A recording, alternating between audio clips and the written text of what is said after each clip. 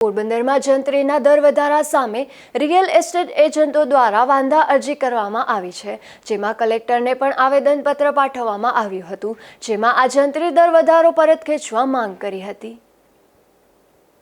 હાલ સરકારશ્રી દ્વારા જે નવા જંત્રીના ભાવ જાહેર કરેલ છે એ જોતા અત્યારે પોરબંદરની બજારની જે મૂળ પરિસ્થિતિ છે એનાથી 2 થી 3 ગણા વધારે ભાવો છે।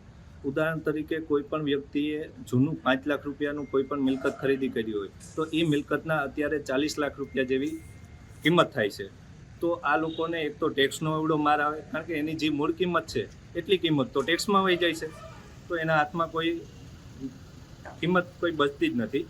પછી નવા જે આ જંત્રીના ભાવ છે એમાં મોટા સબરડા એવા છે કે જે જૂના 2016 પહેલાંના બિનખેતી થયેલા છે, એ સર્વે નંબરનો ક્યાંય ઉલ્લેખ જ કરેલો નથી। તો એનું શું કરવાનું? એનું અત્યારની પરિસ્થિતિ એવી છે કે જે ઊંચા ભાવ હોય તે લેવા, તો જે મૂળ કિંમત છે એનાથી તો આ ભાવ છે એ 4 ગણા વધારે છે। તો આમાં કઈ રીતના દસ્તાવેજ કરવું છે? પોરબંદરે એક તો મંદીના માહોલમાં અત્યારના જીવે છે ને આ પરિસ્થિતિ એવી છે કે પડ્યા ઉપર પાટું લાગ્યા જેવું પરિસ્થિતિ છે। તો આના હિસાબે પોરબંદરની આખી રિયલ એસ્ટેટ માર્કેટ પડી ભાંગશે। તો આમાં વહેલી તકે સરકારે નિર્ણય લઈ અને સુધારો કરી અને પ્રજાના હિતમાં યોગ્ય કાર્યવાહી કરવી જોઈએ। કેટલા લોકોએ આજે અરજી કરી છે ને કઈ અરજી કરી છે? આજે અમારે રિયલ એસ્ટેટ એજન્ટ બધા મિત્રો દ્વારા 21 વ્યક્તિઓ જેટલા છે એના દ્વારા આજે કલેક્ટર ઓફિસમાં આ બાબતે અમે સુધારા કરવા માટે થઈને એક અરજી આપેલી છે। મારું નામ અમિત નાથાલાલ ખોડા છે ને અમે બધા જમીન મકાન લે વેચના બધા વેપારી ભાઈઓ અહીંયા કલેક્ટર સાહેબને અમે આવેદનપત્ર દેવા આવ્યા છે।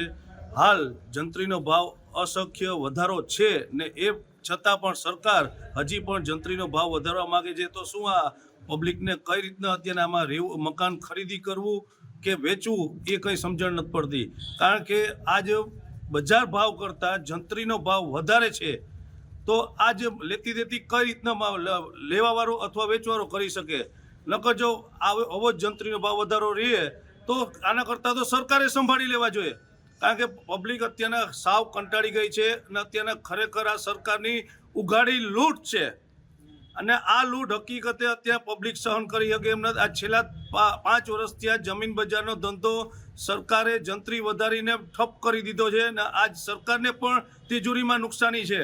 તો આ હકીકતે યોગ્ય કાર્યવાહી કરવી જરૂરી છે।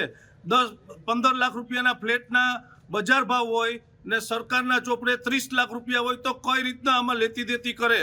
તો આજ અમે બધા લોકો ભાઈઓ સરકારને અમે વિનંતી કરીએ કે આની યોગ્ય કાર્યવાહી કરવા વિનંતી છે।